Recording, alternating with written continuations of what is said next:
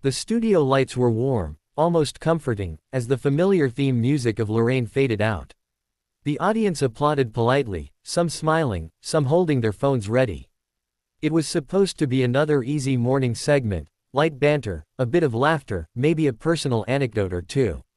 No one expected chaos. Ralph Little sat across from Lorraine Kelly, relaxed on the surface, his trademark half-smile firmly in place. He wore a dark blazer over a casual shirt, looking every bit the charming television star Britain had known for decades. To most viewers, this was just another friendly interview. But behind the smile, something simmered. Ralph had almost cancelled the appearance that morning. He'd barely slept, his phone buzzing all night with messages from friends, agents, and family members warning him, "Be careful. They're going to push you. Don't rise to it." He'd ignored them. Lorraine leaned forward, cue cards resting lightly on her lap. "So, Ralph," she began warmly, "you've had quite the career, from comedy to drama, and now you're making headlines again. How are you feeling about everything?" Ralph chuckled softly. "I'm feeling honest," he said. For the first time in a long while. The audience laughed lightly. Lorraine smiled, but something flickered behind her eyes, curiosity, maybe even calculation. "That's an interesting word," she replied. "Honest about what, exactly?" Ralph hesitated for a fraction of a second. Cameras zoomed in slightly. "About the industry," he said. "About how things really work." The air in the studio shifted. Lorraine nodded slowly. "Right," she said carefully. "Well, let's talk about your new project first." They did, briefly. Ralph spoke about his latest role, a gritty drama that explored moral compromise and public image. As he talked, his answers grew sharper, less rehearsed. He wasn't sticking to the script his PR team had prepared. Lorraine noticed. "So this role deals with public pressure," she said. "Do you feel that pressure yourself?" Ralph exhaled. "Every day." Lorraine smiled sympathetically. "From fans. From social media. From the machine," Ralph said flatly. A ripple moved through the audience. Lorraine blinked. "The machine. The media machine," he clarified. "Shows like this. Networks. Headlines that twist words. Narratives that are decided before a person even opens their mouth." The studio fell quiet. Lorraine laughed softly, trying to lighten the moment. "Well, that's a bit harsh, Ralph. We're only here to chat." Ralph turned to face her fully now. "With respect, Lorraine, that's not always true." Producers shifted behind the cameras. Lorraine's smile tightened. "What do you mean by that?" Ralph's voice stayed calm, but there was steel underneath. "I mean that some interviews aren't conversations.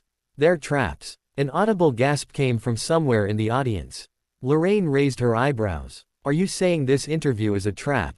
"I'm saying I've been invited onto shows before under false pretenses," Ralph replied. "Promising one topic, then ambushing me with another." Lorraine's tone cooled. "We don't ambush guests here." Ralph nodded. "Then why was I warned you'd bring up the controversy?" The word landed like a bomb. Lorraine glanced down at her cue cards, just for a second. Long enough for Ralph to notice. "What controversy?" she asked. Ralph laughed, but there was no humor in it. "Exactly." The producer's voice crackled faintly in Lorraine's earpiece, though viewers couldn't hear it. "Move on. Calm him down." Lorraine leaned back. "Ralph, you've been very vocal online recently. Some people feel your comments were unfair, even dismissive. Don't you think?" "There it is," Ralph interrupted. The audience murmured. Lorraine stiffened. "Excuse me. There it is," he repeated. Louder now. "You said you wouldn't bring it up directly. You said this was about my work." Lorraine crossed her legs, professionalism slipping into defensiveness. "I'm doing my job. And I'm telling the truth," Ralph shot back. The applause sign flashed on, then off, confused. Lorraine's voice sharpened. "So the truth is only what you say it is." Ralph leaned forward, eyes locked on hers. "The truth is that actors are told to smile, agree, and stay quiet. And the moment we don't, we're labeled difficult, or ungrateful." Lorraine shook her head. "That sounds like playing the victim." That did it. Ralph straightened, his jaw tightening. "I'm not a victim," he said. "I'm someone who's tired of being misrepresented on shows like this." A collective intake of breath swept the studio. Lorraine's cheeks flushed. "You're crossing a line, Ralph." "No," he said calmly. "I'm finally drawing one." Behind the scenes, a producer waved frantically, mouthing cut to break. Lorraine ignored it. "So you come on my show," she said, voice trembling with controlled anger, "and accuse us of manipulation, live on air." "Yes," Ralph replied. "Because this is where it happens." The audience erupted, some clapping, others booing. Lorraine stood abruptly. "This interview is over." Ralph stood as well, meeting her gaze. "Then let people see why." Security began moving toward the set. Lorraine turned to the camera, forcing a smile that no longer reached her eyes. "We'll be right back after the break." But the cameras were still rolling. And what happened next would change everything. The red on-air light blinked off. For half a second, there was silence, thick, stunned, unnatural. Then everything broke loose. "Cut the cameras," a producer shouted from behind the monitors. Another voice barked, "Security, now." Ralph Little was still standing, chest rising and falling slowly, his expression calm in a way that unsettled everyone around him. Lorraine Kelly, meanwhile, had turned sharply away, her jaw clenched so tightly it looked like it might crack. "You had no right," she hissed under her breath, no microphone now to soften the words. "Absolutely no right." Ralph didn't raise his voice. "And you had no intention of listening," he replied. "So here we are." Two security staff hovered nearby, unsure who they were supposed to escort. Ralph wasn't shouting. He wasn't aggressive. That somehow made it worse. A young runner rushed over. "Ralph, your dressing room is this way," she said nervously, gesturing down the corridor. He shook his head. "No, I'm not sneaking out the back like I've done something wrong." Lorraine spun around. "You think this is brave?" she snapped. "You've just torpedoed your own reputation." Ralph smiled faintly. "If my reputation depends on staying silent, then it deserves to be torpedoed." The producer, Mark, a veteran of morning television, stepped between them. "That's enough," he said firmly. "Ralph, the show is finished for you today." "So I've been kicked off," Ralph said. "At least call it what it is." Mark didn't deny it. As Ralph finally turned and walked down the hallway, he didn't notice the intern standing frozen near the sound booth, phone in hand, recording. She hadn't meant to. It had just happened. And within minutes, the clip was already leaving the building. The internet explodes. By lunchtime, the hashtag Ralph Little was trending.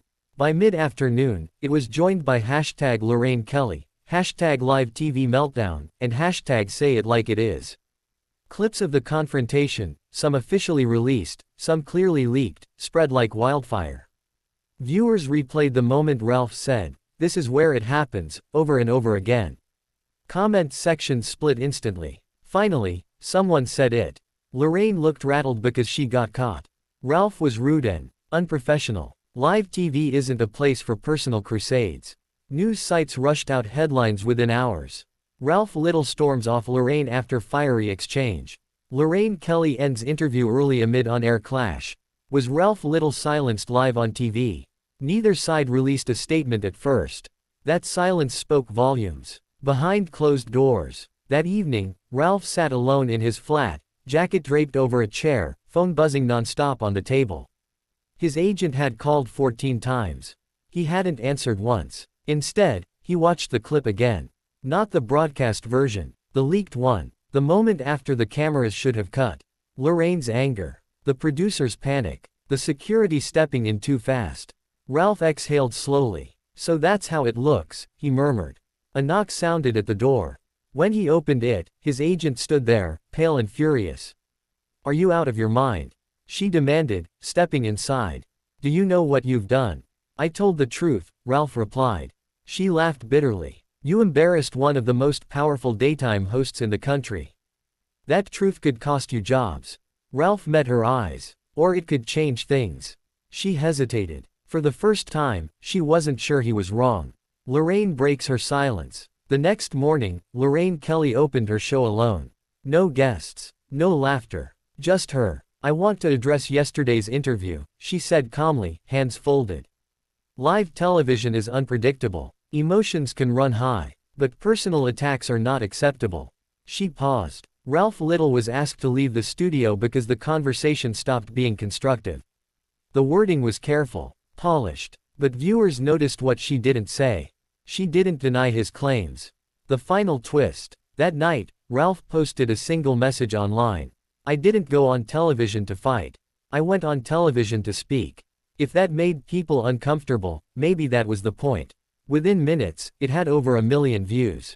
Actors, journalists, even a few former TV hosts quietly liked the post. One comment stood out above the rest.